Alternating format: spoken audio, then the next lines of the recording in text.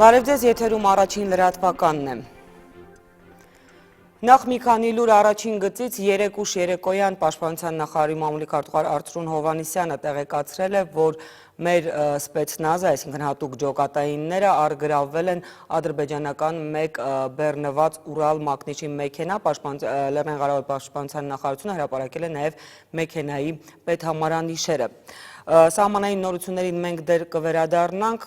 ես տեղեկացնեմ, որ 3 ուշ երեկոյան կայացել է Հանրապետության նախագահ Սերժ Սարգսյանի հանդիպումը Ռուսաստանի վարչապետ Դմիտրի Մեդվեդևի հետ, քննարկվել են հարցերի լայն շրջանակ, այս մասին ևս առավել մանրամասն քիչ ուշ, իսկ Երևան ժամանելուն պես Ռուսաստանի վարչապետը նախ այցելել է Ծիծեռնակաբերդի հուշահամալիր, սահկեպսակ դրել 1,5 միլիոն անմեղ զոհերի հիշատակին, ապա կայացել է Ռուսաստանի վարչապետի և Հայաստանի վարչապետի հանդիպումը։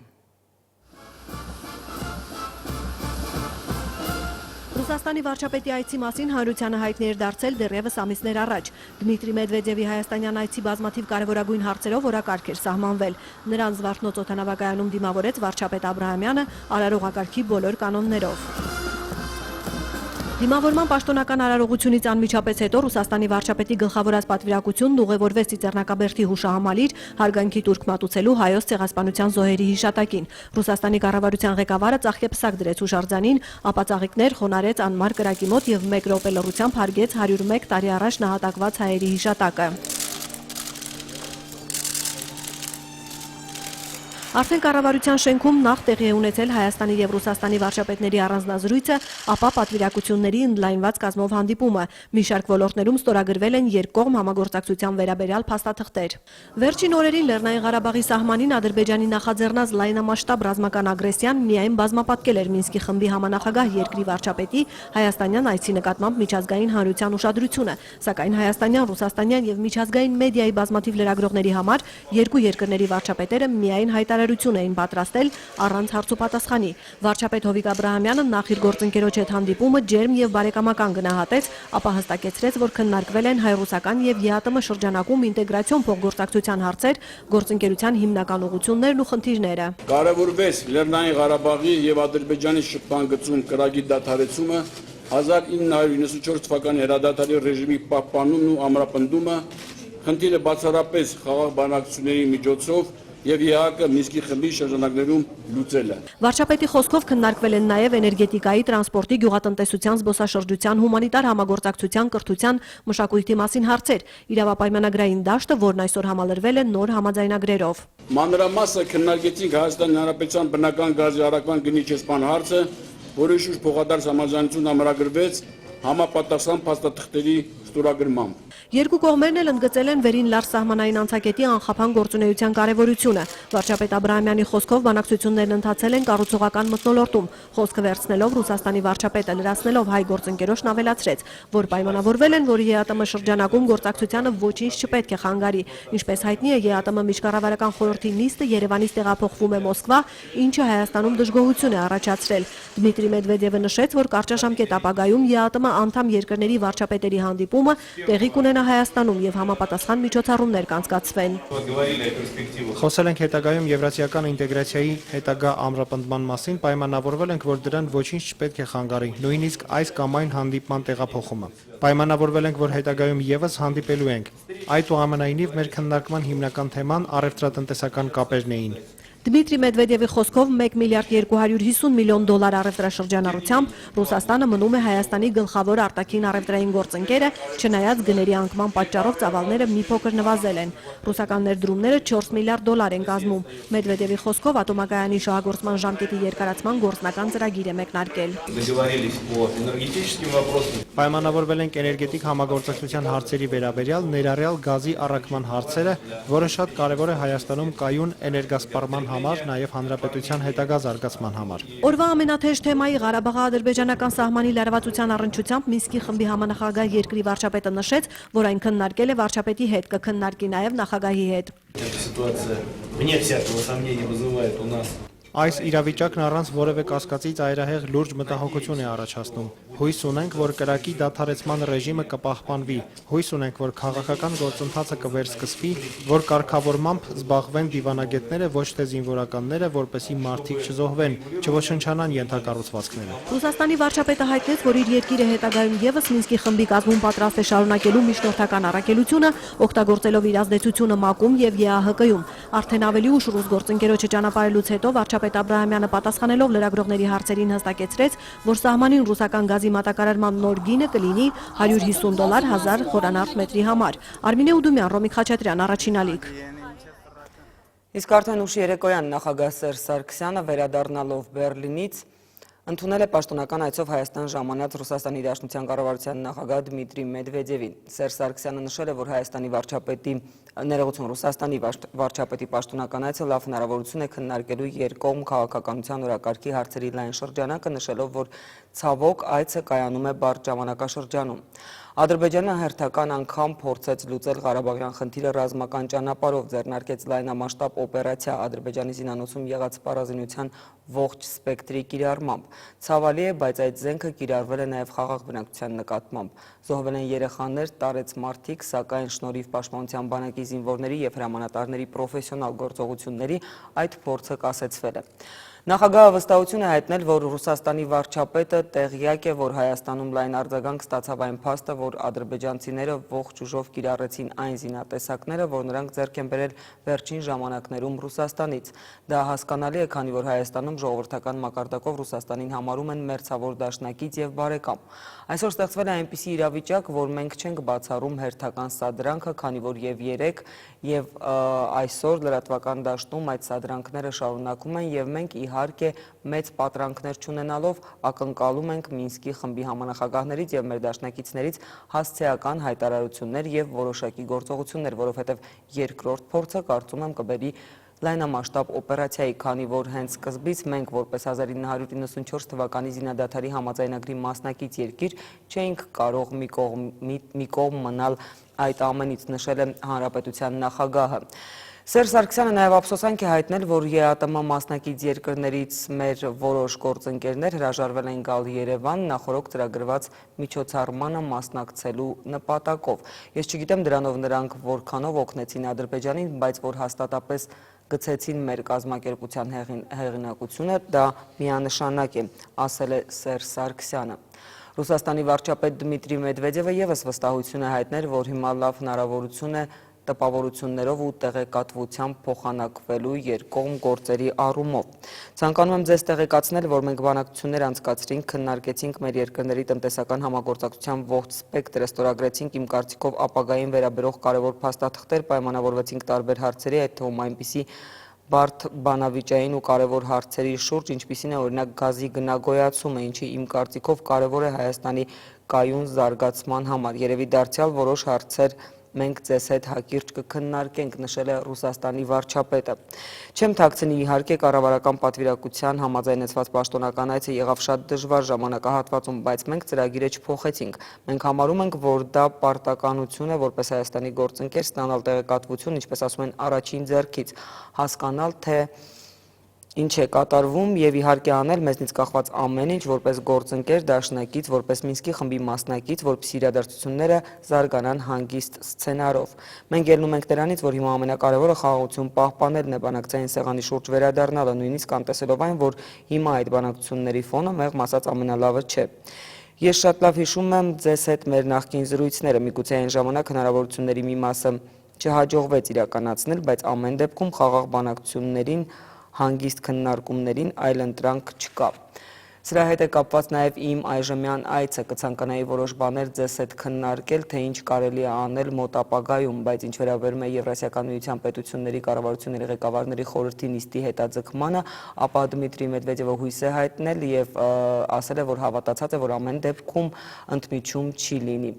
Նա նշել է, որ անպայման կխոսի Եվրասիական միության գործով գործընկերների հետ, ինչ որտեղ երևի թե նրանց պահելաձևն ու որոշումները կարելի է հասկանալ, բոլորը չէ, որ լավ տեղեկացված են ընթացիկ իրավիճակից այն մասին, թե ինչ կարող է լինել եւ ինչ է լինելու։ Հիմա ամենակարևորն է չկորցնել տեմպը, չստեղծել ինչ-որ արհեստական խնդիրներ։ Այդ պատճառով այսօր, երբ մենք քննարկում էինք ինտեգրացիոն համագործակցության ապագան, պայմանավորվեցինք, որ հնարավորինս կարճ ժամանակահատվածում կփորձենք անցկացնել կառավարությունների ղեկավարների խորհրդի նիստը Երևանում, ինչպես եւ պատրաստվում էինք, որովհետեւ անկեղծ ասած մենք քիչ եւ հազվադեպ ենք հանդիպում, նշել է Դմիտրի Մեդվեդևը։ Նա նաեւ ասել է, որ պայմանավորվածությունն էին ձեռք բերել 2 ամիսը մեկ, սակայն վերջին անգամ հանդիպել են կես տարի առաջ։ Այդ պատճառով ես կուզենայի այդ հաճախականությունը մեծացնել, առավել եւս երբ կա հիասթափություն, որը առաջացավ այստեղ ձեզ մոտ ամսի 8-ի հանդիպման տեղափոխության արդյունքում։ Ամեն դեպքում, նշել է Դմիտրի Մեդվեդևը, շատ շնորհակալ եմ հրավերի համար։ Մենք հետաքրքրությամբ այսօր անցկացրինք կառավարությունների գծով բանակցություններ, հույս ունեմ, որ ձեզ հետ հիմա կխոսենք բոլոր հարցերի շուրջ, նշել է Դմիտրի Մեդվեդևը ևս մեկ անգամ Հայաստանի նախագահին շնորհակալություն հայտնելով Հայաստան հրավերի համար։ Իսկ մինչև Երևան վերադառնալը Գերմանիայում նախագահ Սարգսյանը հանդիպում է ունեցել Գերմանիայի գործարար շրջանակների առաջատարների հետ, ներկայացրել մեր երկրում ներդրումների հնարավորությունները։ Դրանից առաջ էլ Սերժ Սարգսյանը եղել է Գերմանիայի Բրանդենբուրգ երկրամասում, հանդիպել վարչապետին, այցելել նաև մեծ մարդասեր Յոհաննես Լեպսիուսի տուն հետազոտական կենտրոն։ Բրանդենբուրգի կառավարությունում նախագահ Սարգսյանը հանդիպում է ունեցել այդ երկրամասի վարչապետ Դիտմար Վոյտկեի հետ։ Լիահույս եմ, որ մեր երկխոսությունը շարունակական կլինի եւ ձեր արժեքավոր փորձն ու գիտելիքները կծառայեցնենք նաեւ Հայաստանի եւ Բրանդենբուրգի միջև գործակցությանը, այդ թվում ապակենտրոնացված կապերի ընդլայնմանը, վարչապետ Վոյտկեի հետ հանդիպմանն ասել է նախագահ Սարգսյանը։ Զրուցակիցները կարևորել են տնտեսական ոլորտում փոխգործակցությունը, գործարար համայնքի ներկայացուցիչների միջև շփումների խրախուսումը, այդ համատեքստում գերմանական ներդրումների ներգրավումը հայաստանյան շուկա։ Անդրադարձ է եղել նաև Հայաստանում իրականացվող համապարփակ բարեփոխումներին։ Վարչապետ Վոյտկեն կարևորել եւ ողջունել է բարեփոխումները, որոնք նրա խոսքով միտված են ապագային եւ զարգացման ամենահուսալի ճանապարհն են։ Սերժ Սարգսյանի եւ Դիտմար Վոյտկեի ներկայությամբ տեղի է ունեցել Հայաստանի եւ Բրանդենբուրգի միջև մշակույթի ոլորտում համագործակցության հուշագրի ստորագրման արարողությունը։ Փաստաթուղթը ստորագրել են Հայաստանի մշակույթի նախարար Հասմիկ Պողոսյանը եւ Բրանդենբուրգ երկրամասի գիտության, հետազոտությունների եւ մշակույթի նախարար Մարտինա Միունխը։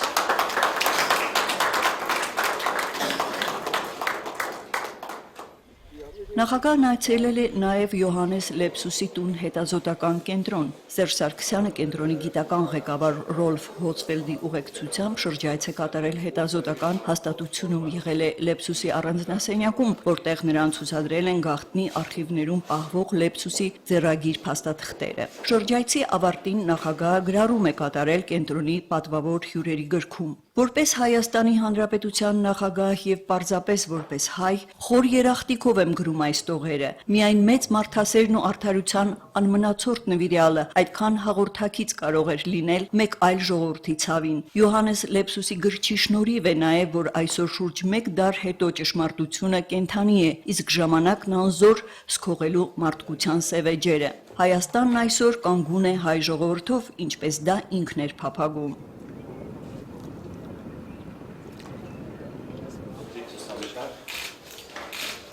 Իսկ այսօր նախագահ Սարգսյանը Հայաստան վերադարձից առաջ հանդիպում է ունեցել այդ երկրի տնտեսության արևելյան հանձնաժողովի գործադիր տնօրեն Միխայել Հարմսի եւ Գերմանիայի գործարար շրջանակների առաջատարների հետ։ Նախագահը ներկայացրել է Հայաստանի տնտեսության զարգացման ընթացքն ու հեռանկարները, տնտեսության գերակա ուղղությունները, տարածաշրջանի երկրների համեմատությամբ Հայաստանի հարաբերական առավելությունները, ներդրումային եւ գործարար միջավայրը, երկրում իրականացվող շարունակական բարեփոխումները, տարերկրյա ներդրումների հուսալիությունը երաշխավորող Հայաստանի երկկողմ եւ բազմակողմ իրավապայմանագրային դաշտը, հայաստանյան շուկայում գործող գերմանական ընկերությունների գործունեությունը եւ հայ-գերմանական տնտեսական համագործակցության զարգացման հնարավորությունները։ Գերմանիայի գործարարները նախագահ Սարգսյանից հետաքրքրվել են Հայաստանում հանքարդյունաբերության, բարձր տեխնոլոգիաների, ֆինանսական եւ բանկային ծառայությունների, ճանապարհաշինության, այլընտրանքային էներգետիկայի, զբոսաշրջության հյուրանոցաշինության եւ մի շարք այլ ոլորտների զարգացման, միտումներով ու փոխգործակցության հնարավորություններով։ Նախագահը պատասխանել է հանդիպման մասնակիցներին հետաքրքրող այս եւ բազմաթիվ այլ հարցերի։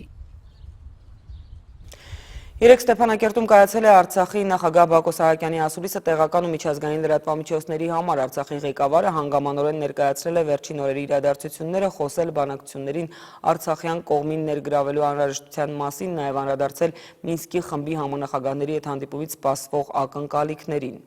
Բոլոր մանրամասները Արցախի մեր թղթակից Մերի Դավթյանի ռեպորտաժում։ Արցախի համարճակատագրական օրերին աշխարհի տարբեր երկրներին Արցախի ձայնը տեղ հասցնելու հնարավորության համար նախագահ Բակո Սահակյանը ասուլիսի մեկնարկին նախ շնորհակալություն հայտնեց օտարերկրյա ու հայաստանյան տասնյակ լրատվամիջոցների ներկայացուցիչներին, որից հետո պատմական համառոտ անդրադարձով նախաբանեց Ղարաբաղ-ադրբեջանական հակամարտության գունեության մասին։ Խանգարված ձևաչափի պայմաններում անհնարին է հասնել Ղարաբաղյան հակամարտության կարգավորման գործում վերջնական լուծման։ Եվ այսօր էլ մենք մնում ենք այդ համոզմունքի մեջ, մեկ անգամ եւս բարձրաձայնում ենք, որ ցանկացած նախաձեռնություն, ցանկացած առաջարկություն, մինչև չիրականացվի Լեռնային Ղարաբաղի Հանրապետության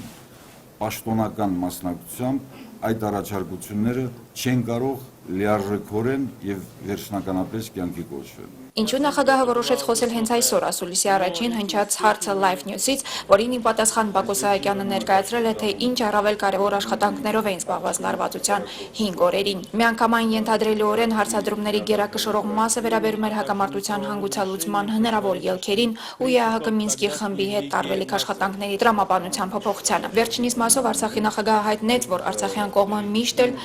առիթն օգտագործել է իր երախտագիտությունը հայտնելու միջնորդական ջանքերի համար, բայց եւ համարձակորեն ներկայացրել է այն դիտողությունները, որոնք խանգարում են բանակցային գործընթացի լիարժեք ձևաչափին։ Մենք ունենք մի շարք այս իրավիճակի հետ կապված տեսակետներ, ինչու՞ չէ նաեւ պահանջներ, բնականաբար այդ ամենը կներկայացվի Մինսկի խմբի համանախագահությանը, հաշվի առնելով, որ նրանք հանդիպում են ունեցել Ադրբեջանում, Ադրբեջանի ղեկավարների հետ, Ադրբեջանի նախագահի հետ, բնականաբար մեզ հետաքրքրում է, թե ինչպիսին է նրանց տպավորությունը եւ ինչ հարցեր են քննարկել Ադրբեջանի ղեկավարության հետ։ Ընկել է մեկ դար առաջ եւ մենք այսօր այստեղ չենք պայքարում տարածքների համար, մենք այսօր պայքարում ենք մեր հայրենի երկրի համար եւ այդ ձևակերպումները տարածքների մեջ տեսնել այս հիմնախնդիրը չի համապատասխանում մեր ընկալմանը այս հիմնախնդրի լուծման հետ։ Այսօր հայ ժողովուրդը պայքարում է իր արժանապատվության համար եւ մենք այս արժանապատվության պայքարի առաջնամարտիկներն ենք եւ մենք գիտակցում ենք, որ յուրահատուկ առաքելություն ենք իրականացրել ենք այդ առաքելությունը նախկինում, իրականացնում ենք այսօր եւ այսուհետ էլ այդ նույն գիտակցությամբ շարունակելու ենք իրականացնել մեր ծառայողական պարտականությունները հայրենիքը վերդասելով ամեն ինչից։ Նախագահը լսարանին եւս մեկ անգամ հիշեցրել է 94 թվականին Բուդապեշտյան գագաթնաժողովի ժամանակ Ղարաբաղը իբրև հակամարտության կողմ ճանաչված լինելու ձևաչափը ուժը չկորցրած լինելու մասին։ BBC News-ի այն հարցին, թե վերջին տասնամյակներում Ղարաբաղը նման ուշադրություն իր հանդեպ չէր ունեցել, ուստի ինչպես կարող են օգտագործել այս առիթը, Բակո Սահակյանը պատասխանել է, որ Արցախի հանրապետությունը կցանկանար, որ միջազգային հանրության ուշադրություն ոչ միայն ռազմական իրավիճակներում բևեռվեր Արցախի վրա։ Մենք առանց որևէ մեկի թելադրանքի ընտրել ենք ժողովրդավարության մեր ուղին, ուստի թե որքանով դա կհարգվի աշխարհի կողմից, մնում է թողնել նրա խղճին, ասել է Բակո Սահակյանը։ Անդրադառնալով Ռուսաստանի արտգործնախարարի հայտարարությանը, թե կողմերը մոտենում են համաձայնության միջազգային սկզբունքների շրջանակներում, եւ արդյոք դա նշանակում է Ադրբեջանի տարածքային ամբողջականության վերականգնում հարցին, Բակո Սահակյանը պատասխանել է. Այդ ամենի հետ մեկտեղ բոլորին հորդորում լինել զգաստ կարգավիճակի մեջ, հենց հաշվի առնելով այն հանգամանքը, որ այս երկար տարիների ընթացքում մենք ունենք արդեն տասնյակ պայմանավորվածություններ, բայց Ադրբեջանի կողմից հետագայում խախտված եւ ընդհանուր մեր հարաբերություններում եւ շփման գծում լրացուցիչ դժվարություններ ստեղծած։ Իմ առաջին արձակած հրամանին ավելացրել եմ, որ եթե Ադրբեջանը հերթական անգամ կխախտի այս վերջի ձեռք բերված պայմանավորվածությունները, ապա այդ դեպքում, ինչպես եւ ամսի 1-ի լույս գիշերի 2-ի այդ զարգացումների ընթացքում, ապա այդ դեպքում զինված ուժերը մեր մյուս ստորաբաժանումների հետ միասին լինեն դրանք կամավորական կամ ոչ կամավորական, հասցնելու են հաջորդ անհրաժեշտ հարված։ Ղարաբաղը պատրաստվում է նոր պատերազմի կամ ինչ տեղեկություններ ունի Ադրբեջանի հավակնությունների մասին այս քառօրյա պատերազմից հետո հարցին Բակո Սահակյանը պատասխանել է, որ մենք պատրաստվում ենք խաղաղության եւ այս վերջին իրադարձություններն էլ այդ համատեքստում են ընկալում։ Արցախը պատրաստ է ցանկացած զրկանքների ու զողողությունների հանուն վերջնական հաղթանակի ու խաղաղության։ Նախագահ Սահակյանը նաեւ անդրադարձել է այս տարիների ընթացքում Ադրբեջանի հետ ունեցած բազմաթիվ պայմանավորվածություններին, որոնք դրժվել ու խախտվել են միակողմանիորեն, ինչից հետո ոչինչ չմնում անել, քան միայն չհավատալ հակառակորդի խոստմանը ու միշտ պատրաստ լինել պատերազմի։ Այդ ռազմական գործողությունը չի հաջողվել ի շնորհիվ Արցախի հանրապետության զինված ուժերի, նրա ժամկետային զինծառայողների, հրամանատարական կազմի, Արցախ այցելած Մայր Հայաստանից տարբեր կամավորական ջոկատների, աշխարհի տարբեր երկրներից իրենց նախնիների կանչով արագ արձագանքած եւ Արցախում հայտնված միանգամից մարտի մեջ մտած հայ զավակների եւ այդ դրսեւորումն է, որ թույլատրել կանգնեցնել այդ լայնածավալ Ադրբեջանի կողմից իրականացվող գործողությունները։ Այս պահի դրությամբ մենք իրականացնում ենք մի շարք միջոցառումներ, այդ թվում նաև հաշվի առնելով Ադրբեջանի պահվածքը այս վերջի տարիներին եւ եթե Ադրբեջանը փորձի նորից խախտի զինադադարի ռեժիմը, մենք իրականացնելու ենք հաջորդ անհրաժեշտ հակահարվածը եւ դա միշտ լինելու է մեր ռազմավարության հիմքում։ Ասուլիսի եզրափակելով նախագահը իր խոնարհումը հայտնեց այս օրերին զոհված հերոստղաների ու զինվորների հարազատներին ու ընտանիքներին։ Մերի Դավթյան, Մահեր Մկրտչյան, Առաջին ալիք։ Եվ արդեն երեկուշ երեկոյան Արցախի հանրապետության նախագահ Բակո Սահակյանն ընդունել է ԵԱՀԿ Մինսկի խմբի համանախագահներին եւ ԵԱՀԿ գործող նախագահի անձնական ներկայացուցիչ Անջեյ Կասպրչիկին։ Հանդիպմանը քննարկվել են Ադրբեջանի կողմից Արցախի հանրապետության դեմ սանձազերծված լայնածավալ ռազմական գործողություններին վերաբերող հարցեր։ Նախագահ Բակո Սահակյանը Ադրբեջանի ուխտադրուժ ագրեսիան համարել է Հարավային Կովկասում ու հարակից տարածաշրջաններում կայունության եւ խաղաղության դեմ ուղղված ամենամեծ վտանգներից մեկը, այն որակելով նաև քաղաքակիրթ հանրության համար լուրջ մարտահրավեր։ Բակո Սահակյանն ընդգծել է, որ Արցախի պաշտպանության բանակը կասեցնում եւ կասեցնելու է մեր հանրապետության անկախության, ինքնիշխանության, անվտանգության դեմ ուղղված ցանկացած ոտնձգություն, հավելելով, որ ԵԱՀԿ Մինսկի խմբից ակնկալում է կոշտ եւ հասցեական գնահատականներ ու քայլեր Ադրբեջանի ապակառուցողական քաղաքականության կապակցությամբ։ Մեր նկարահանող խմբերն արդեն մի քանի օր է աշխատում են Արցախում։ Իմ գործընկեր Արթուր Գրիգորյանը երեկ շարժվել է Արցախի հարավ-արևելյան ուղղությամբ, նաև զրուցել թշնամու ուղղաթիռը նռնականետով խոցած Նարեկ Մալխասյանի հետ։ Եվ մեր արցախյան գոյապայքարից, նորօրյա հերոսներից միայն մեկն է նա, ում հետ զրուցել է Արթուր Գրիգորյանը։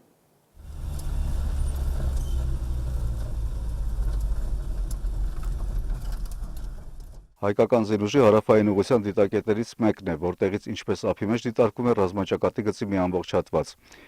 Այս ուղղությամբ կադրեր մենք կարող ենք ցուցադրել միայն խիստ սահմանափակ եւ մոնտաժային միջամտությամբ, չբացահայտելու համար նաեւ մեր զինուժի տեխնիկական միջոցներն ու շարժը։ Երբևէ կգա ժամանակը ու հնարավորություն կունենանք ցուցադրել այն չնչին 200 մետրանոց շերտը, որի համար Ադրբեջանն այդչափ զոհ տվեց, եւ հանուն ինչի, երբ իր առանցքային ենթակառույցները մնացել են նույնչափ կոծելի։ Հաստատ այստեղից մի 9 կիլոմետր, հա։ Այո։ Այսինքն գտնվում է մեր հրետանու, անգամ ոչ ակտիվ հրետանու հասանելիության գոտում։ Իհարկե։ Խոսքը երբեմն եղբայրական հանրապետության կարևոր տրանսպորտային հանգույցի եւ Նախիջևանը սնող կենսական երակի մասին է։ Հարավային ուղղությամբ էլ զինվորների բարերով ազատամարտիկները նեղում են, ամեն քայլափոխի միշտ իրենց կողքին են։ Էջմիածնի կամավորականների կեսից ավելին ստիպված են եղել մերժել։ բայց առաջին պատերազմում ձեռքն ու ոտքը կորցրած Արմենին, ոտքը կորցրած Ալեքսանդրի ճնշմանը չեն կարողացել դիմակայել։ Վիրավորվել եմ ականի վրա, ականի պայթյունից։ Այսօր ստեղ եմ, որ մեր երիտասարդ սերունդին, այսինքն մենք եկել ենք առաջի հայկական բանակը կազմավորված։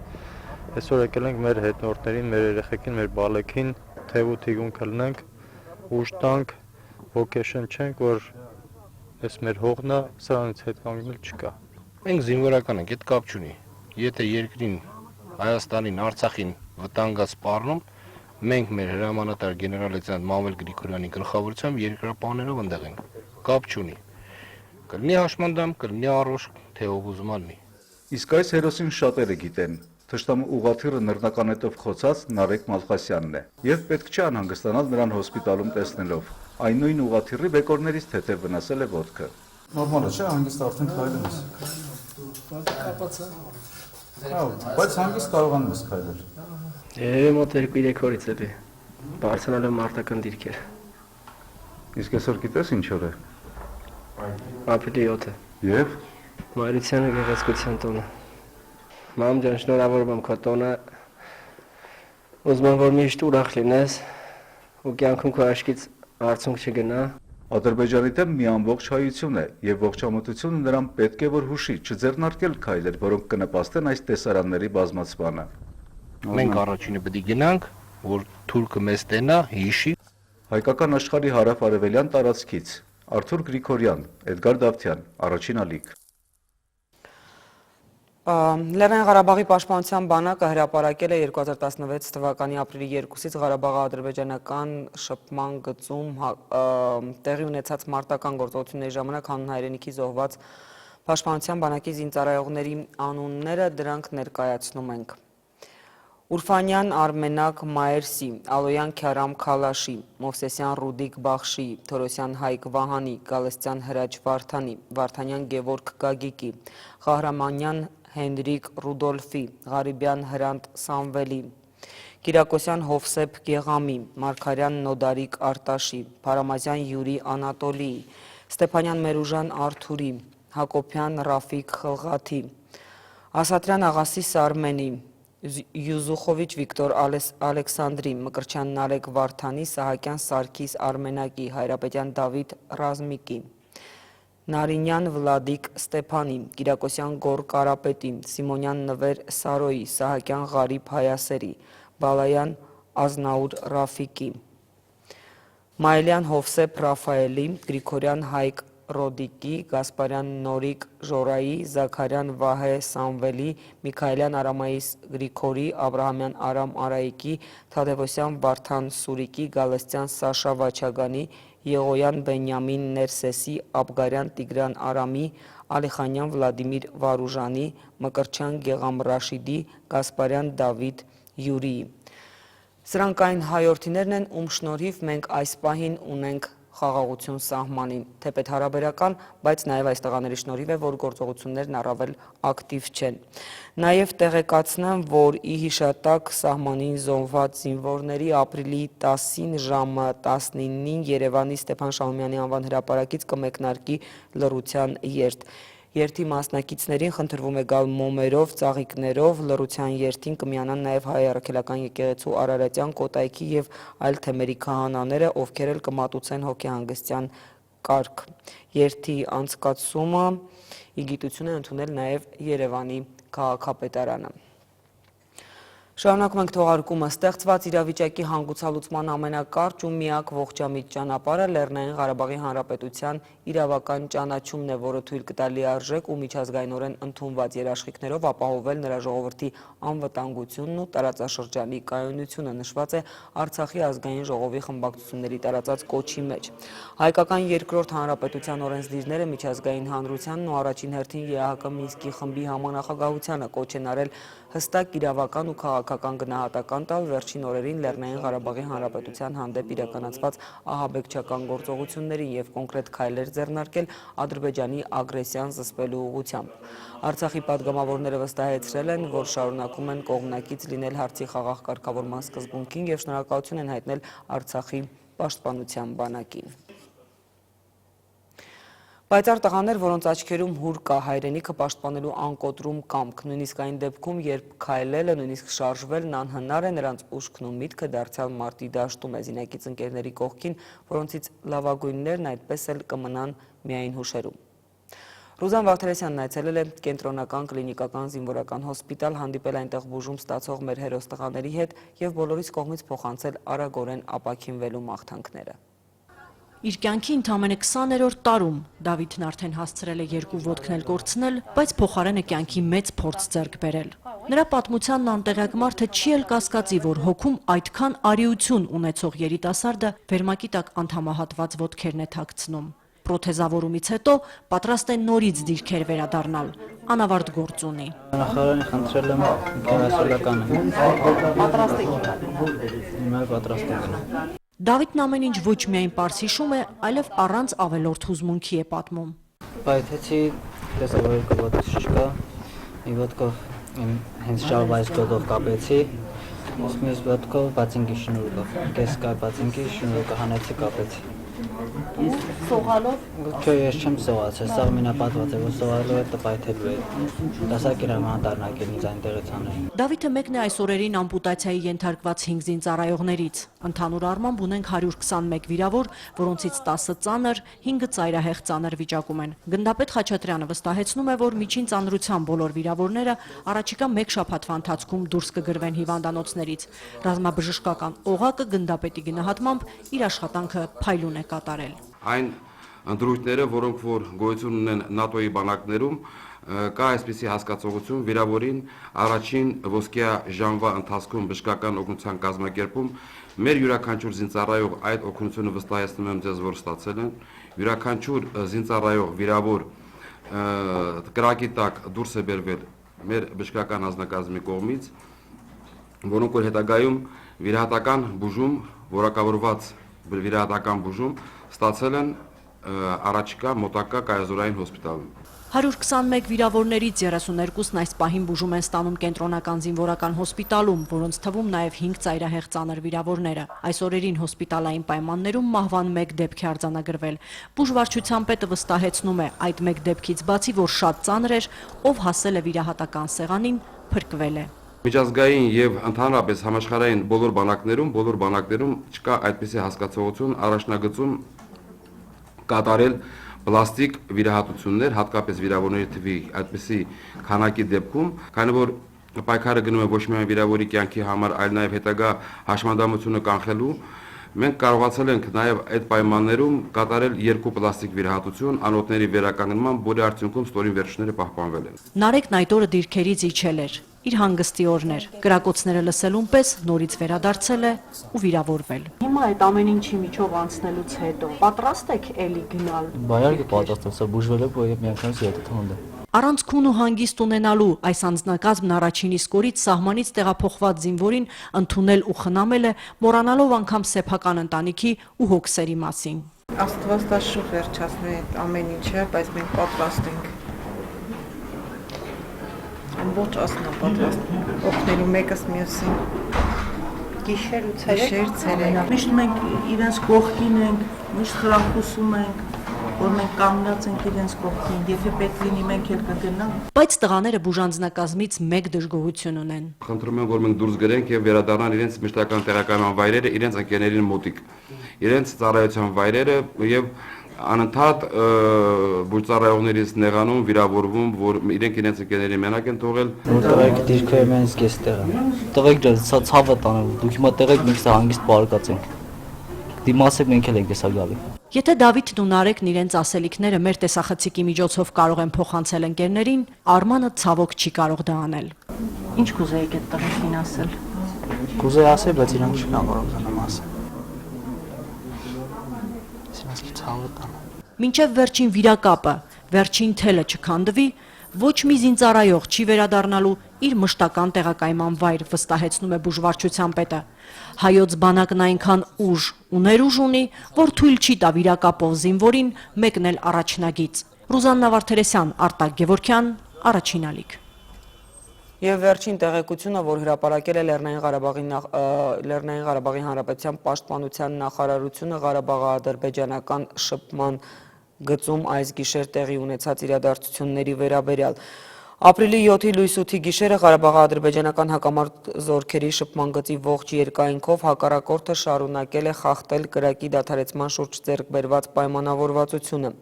Այդ ընթացքում կիրառվել են տարբեր տրամաչափի հրաձգային զինատեսակներ, 2000-ից ավելի կրակոց, ինչպես նաև 60 մմ-անոց ականանետ, 2 արկ։ Առավել ինտենսիվ խախտումներ են արձանագրվել շփման գոտու հյուսիսային Թալիշ ուղղությամբ, որի հետևանքով զոհվել է շարքային պայմանագրային 1983 թվականին ծնված Հրաչ Սամվելի Մուրադյանը, կան նաև վիրավորներ։ Առաջնագծի մեկ այլ հյուսիս-արևելյան հատվածում դեռևս լրիվությամբ չպարզված հանգամանքներում մահացու հրազենային վիրավորում է ստացել 1996 թվականին ծնված շարքային զինծառայող Գևորգ Աշոտի Մղդեսյանը։ Դեպքի մանրամասները պարզելու համար կատարվում է քննություն։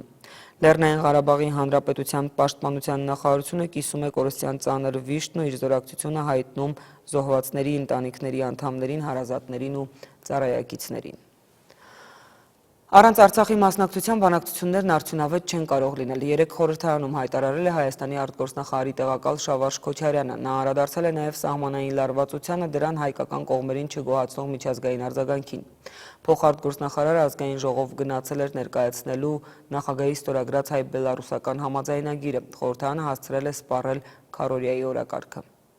Արցախը պետք է մասնակցի իր ճակատագրին վերաբերող բանակցություններում Հայաստանի փոխարտգործնախարարը հայտարարում է առանց Արցախի մասնակցության այդ բանակցությունները չեն կարող արդյունավետ լինել։ Առանց Լեռնային Ղարաբաղի լիարժեք ներգրավման բանակցային գործընթացի մեջ ապագա բանակցային գործընթացը չի լինի արդյունավետ։ Եվ եթե փոխարտգործնախարարի խոսքով ընդհանրապես կարող է խոսք լինել բանակցային գործընթացի մասին, պետք է նախ կրակի դադարեցման ռեժիմը հստակ գործի։ Ղարաբաղ-ադրբեջանական սահմանին կատարվածին միջազգային հանրությունը համարժեք պետք է արձագանքի։ Փոխարտգործնախարարի խոսքով ցանկալի կլիներ, որ ավելի հասցեագրված ու համարժեք լինեին այդ արձագանքները։ Առ այսօր այն հանգամանքը, որ չի եղել հասցեագրված այդ բոլոր հայտարարությունը, հենց Ադրբեջանն անցալել է որպես կարտ բլանշ այս վերջի իրադարձությունների իրականացումը։ Ադրբեջանյան նախադեպ ագրեսիան, որն այս իրավիճակին բերեց, ըստ փոխնախարարի չի կարող չմտահոգել եւ դրան հետևող քայլերի չբերել։ Համանախագահները ոչ միայն Բաքվում են լինելու, այլ նաեւ Ստեփանակերտում եւ Երևանում, ինչից հետո միայն արդյունքների մասին տեղեկություն կլինի։ Դեռևս 2011 թվականին համանախագահ երկրների նախագահները Ռուսաստանի, ԱՄՆ-ի, Ֆրանսիայի արել էին հայտարարություն, որտեղ բառացի ասված է, որ ժամանակին ուժի կիրառումներ, որ բերեց ներկայ իրավիճակին, եւ նոր ուժի կիրառումը կբերի նոր տառապանքների, նոր ավերվածությունների եւ դա կդատապարտվի միջազգային հանրության կողմից։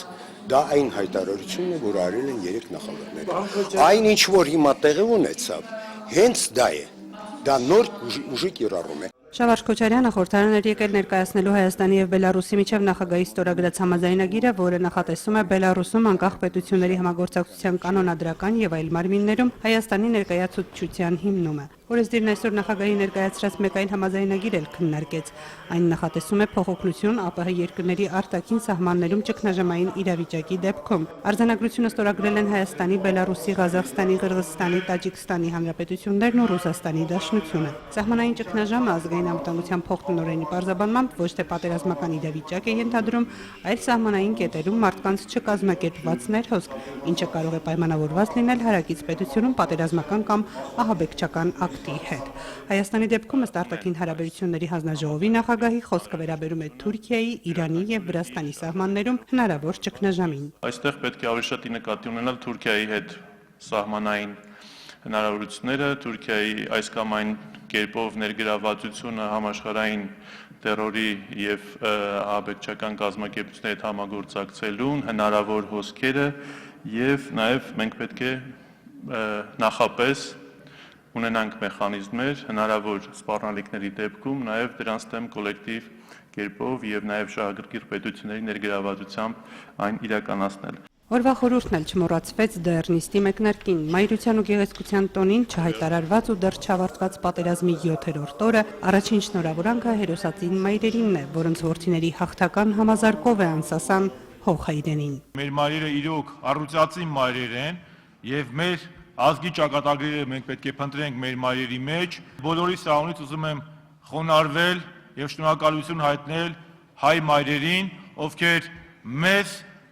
տվել են նման հերոս որդիներ, մեզ էլ պատգամավորներից ավելի մեծ առողջ դատողություն, որպեսզի կարողանանք ավելի արդար, առողջ եւ միասնաբար ծառայել հայոց մայրերին եւ հայոց հայրենիքին։ Սիրելի քույրեր, ձեր որդիները իրենց կյանքը դրեցին մեր պետականության, մեր հայրենիքի պահպանության զոհասեղանին ու թող Աստված նրանց հոգիները միշտ լույսի մեջ պահի։ Նրանք, որ իրենց կյանքի գնով կասեցրեցին մեր տուն մտած թշնամուն, որ ահաբեկչին ու մարդասպանին ցույց տվեցին իր ճիշտ տեղը, մեզ կյանքի պատգամ են տվել, իրենց չապրած կյանքը ապրելու եւ հայրենիքը շենացնելու պատգամ։ Քարորյան ավարտվեց ուրբաթ խորհրդանականներ, լրագրողներ, ճեպազրույցների օրն է։ Հաջորդ քարորյանիստերը ապրիլի 25-ին կմեկնարկեն։ Սիրանուշ Մուրադյան, Հակոբ Թումանյան, Առաջին ալիք։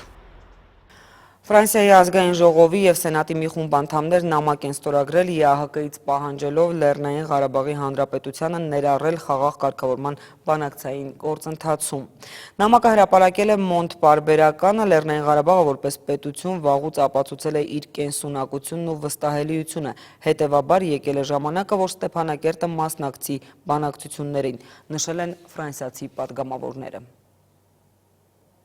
Հակամարտության սրումը մտահոգում է առաջադեմ մարդկությանը, Հայաստանին ու Արցախին իրենց աջակցություն են հայտնել ֆրանսիացի բազմաթիվ օրենսդիրներ։ Ֆրանսիայի ազգային ժողովի եւ Սենատի տարբեր քաղաքական ուժեր ներկայացնող մի քանի տասնյակ պատգամավորներ, սենատորներ եւ քաղաքական գործիչներ, այդ թվում Վալերի Բուայեն եւ մի շարք քաղաքապետեր ստորագրել են ԵԱՀԿ-ին ուղղված նամակ, որտեղ կազմակերպությունից պահանջում են Լեռնային Ղարաբաղի Հանրապետությանը կրկին ներառել խաղաղ կարգավորման բանակցային գործընթացում։ Նամակի հեղինակներն առաջարկում են նաեւ ճանաչել Լեռնային Ղարաբաղի Հանրապետությունը, որպեսզի Բաքուն այդ պետության չճանաչված լինելը չօգտագործի բնակության վրա հարձակվելու համար։ Լեռնային Ղարաբաղում իրադրության սրման առիթով իր մտահոգությունն է հայտնել նաև Ֆրանսիայի Սենատի եվրոպական հարցերի հանձնաժողովի նախագահ Ժան Բիսեն։ Լեռնային Ղարաբաղի Հանրապետությունը 20 տարուց ավելի է, ինչ ապացուցում է իր կենսունակությունը եւ վստահելիությունը, հետեւաբար վերջինիս ճանաչման եւ բանակցություններին մասնակցելու հարցը պետք է առաջ խաղացում արձանագրի։ Ժան Բիզեի կարծիքով այս հարձակումը, որը ցավոք Ղարաբաղի խաղաղ բնակիչների կյանքեր խլեց, որևէ մեկին օգուտ չտվեց, անփոփոխ թողնելով ուժերի հարաբերակցությունը ճակատային գծում։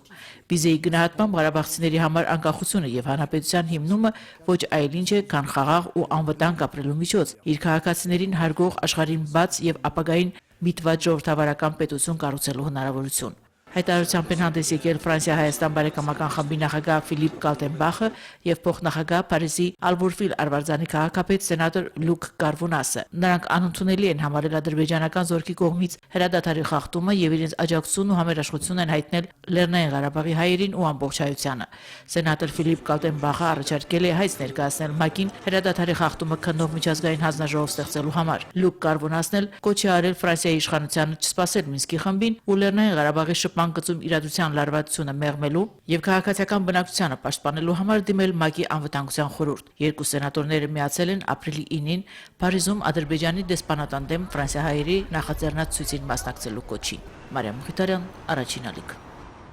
Համաշխարհային լրատվամիջոցների ուշադրության կենտրոնում շարունակում է մնալ նաև Ղարաբաղյան թեման վերջին օրերի սահմանային լարվածությանը, կրակի դադարեցման պայմանավորվածությանն ու հարաբերական անդորին անդրադարձել են Евроньюз-ը, իտալական ու ռուսական հեռուստաընկերությունները, ինչպես նաև Washington Post-ը։ La piazza di Stepanakert, la capitale del Nagorno-Karabakh. Կովկասյան Սևայգի այս խոսքերով է վերնագրել իտալական ռայի 24-ի լրագրողը իր պատրաստած ռեպորտաժը։ Նա այցելել է ադրբեջանական զինուժի ռազմական գործողությունների հետևանքով տուժած բնակավայրեր եւ ցույց տվել խաղաղ բնակիչներին պատճառված վնասները, դպրոցի փշրված ապակիները, շարքից դուրս եկած խողովակներն ու ավտոմեքենաները եւ սեփական վկայությունը տվել, որ ադրբեջանական կողմը կիրառել է սմերջ համակարգը։ Իսկ Իտալիայում մեր երկրի դեսպանը կաթոլիկ աշխարհում մեծ մասսայականություն վայելող հաղորդման ուղիղ եթերում ասում է ամբողջ ճշմարտությունը Արցախյան հակամարտության մասին։ Սարգիս Ղազարյանն ընդգծել է, որ հայերն Արցախում են հնագույն ժամանակներից։ Այս տարածքը համայն քրիստոնյա Եվրոպայի բնորանն է։ Հետևաբար վերջինիս անվտանգությունը կարևոր է համայն մարդկության համար։ Իսկ հաղորդմանը ներկա փորձագետն էլ իր հերթին հավելել է, որ խոսքի ազատությունն Ադրբեջանում անմխիթար վիճակում է։ Արցախյան ռազմաճակատ իսլամական պետության գրոհայիններ բերելով այդ պետությունը հատել է բարոյականության բոլոր սահմանները։ Լեռնային Ղարաբաղի Հանրապետության արտաքին գործերի նախարար Կարեն Միրզոյանը Sky News Arabia հեռուստաընկերությանը ասել է, որ հրադադարից հետո Ադրբեջանը շարունակաբար լարվածություն է ստեղծել շփման գծի ամբողջ երկայնքով։ Բազմաթիվ կոչեր են արվել Ադրբեջանին սադրիչ քաղաքականությունը դադարեցնելու ուղղությամբ։ Կարեն Միրզոյանը ընդգծել է ներկայում կողմերի միջև շփումներ չկան, որովհետև ադրբեջանական կողմը հրաժարվում է երկխոսելուց, ինչը խոչընդոտում է խնդրի խաղաղ կարգավորմանը։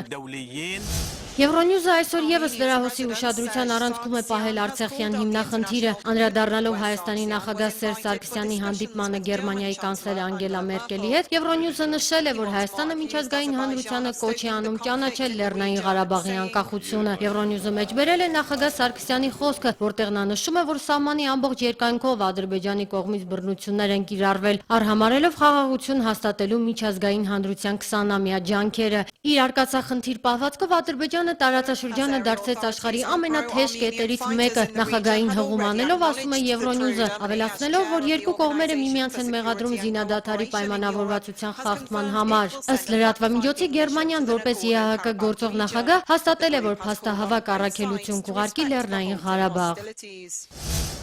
Washington Post-ն էլ իր հոդվածը վերնագրել է 5 փաստ, որոնք մարդիկ պետք է իմանան Լեռնային Ղարաբաղում ծավալվող մահացու մարտերի մասին։ Հրապարակման մեջ մասնավորապես նշվել է, չնայած Լեռնային Ղարաբաղի հակամարտությունը կարծես թե տեղային բնույթ ունի, սակայն այն կարող է դառնալ գերտերությունների բախումների հարթակ։ Լեռնային Ղարաբաղի կոնֆլիկտը Washington Post-ը բնորոշել է ոչ թե սառեցված, այլ եռացող խնդիր։ Իսկ Ֆրանս 24-ի երեկոյան ուղիղ եթերում այսօր պետք է բանավեճի բռնվեին դաշնակցության գործիչ Մուրադ Փափազյանն ու Ֆրանսիայում Ադրբեջանի դեսպանը, որը վերջին պահին հրաժարվել է մասնակցել։ Մուրադ Փափազյանն էլ այս քայլը բնորոշել է վախկոտ արարք։ Հասմիկ Առաքելյան, Արմինե Ուդումյան, Առաջին ալիք։ Այսքան այս թողարկման համար մեր նկարահանող խմբերը շարունակում են աշխատել Արցախում եւ մենք դարձյալ եթերում կլինենք ժամը 13-ին, իսկ Առաջին ալիքը շարունակում է աշխատանքը ուղիղ միացումներով Արցախի հետ։